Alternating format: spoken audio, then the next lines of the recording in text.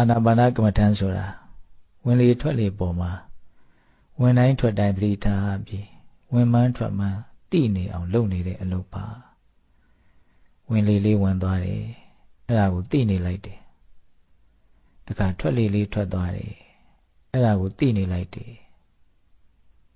ဘယ်လိုသိနေရမှာတော့ဝိဘူစတော်ဘုရားကြီးလွယ်ကူအောင်သင်ပေးထားတာရှိတယ်ဝင်လေလေးဝင်သွားတဲ့အခါဝင်လေလေးဟာနှာသီးဝတနေရာရာကိုထိခိုက်ပုတ်တိုက်ပြီးဝင်သွားလိမ့်မယ်အဲ့ဒီထိသွားတဲ့သဘောလေးကိုသိနေလိုက်ပါတဲ့ထွက်လေလေးထွက်သွားတဲ့အခါမှာလေထွက်လေလေးဟာနှာသီးဝတနေရာရာကိုထိခိုက်ပုတ်တိုက်ပြီးထွက်သွားလိမ့်မယ်အဲ့ဒီထိသွားတဲ့သဘောလေးကိုသိနေလိုက်ပါတဲ့ဝင်လေဝင်တိုင်းထိမယ်ထိတိုင်းသိမယ်ထွက်လေထွက်တိုင်းထိမယ်ထိတိုင်းသိမယ်ဝင်လေထွက်လေကြောင့်ဖြစ်ပေါ်နေတဲ့အဲ့ဒီထိမှုသဘောကိုဒလဇက်လိုက်သိနေမယ်ထိတဲ့နေရာလေးကိုစိတ်ဆက်ပြီးထိတိုင်းတိနေအောင်ကြိုးစားပါစိတ်အေးထားပြီးလှုပ်ပါစိတ်တွေကိုတင်းမထားပါနဲ့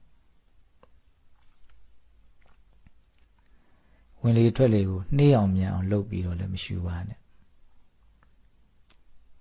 သူ့ဟာသူပုံမှန်လေးဝင်ထွက်နေပါစေကိုယ်ကထိတဲ့သဘောလေးကိုအေးအေးဆေးဆေးလိုက်သိနေပါ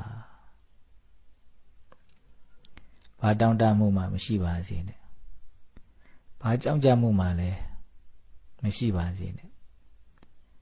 ဘာဝမှလည်းမမျော်လင့်ပါနဲ့ဘာမှလည်းမစိုးရိမ်ပါနဲ့အေးအေးဆေးဆေးချမ်းချမ်းသာသာကြိုးစားပါတရားရှုမှတ်တယ်ဆိုတာကိုယ့်ဘဝကိုယ်ခန္ဓာရဲ့အကြောင်းကို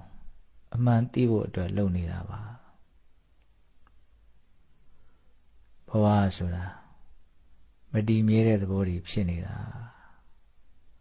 အနိစ္စသဘောတွေပါ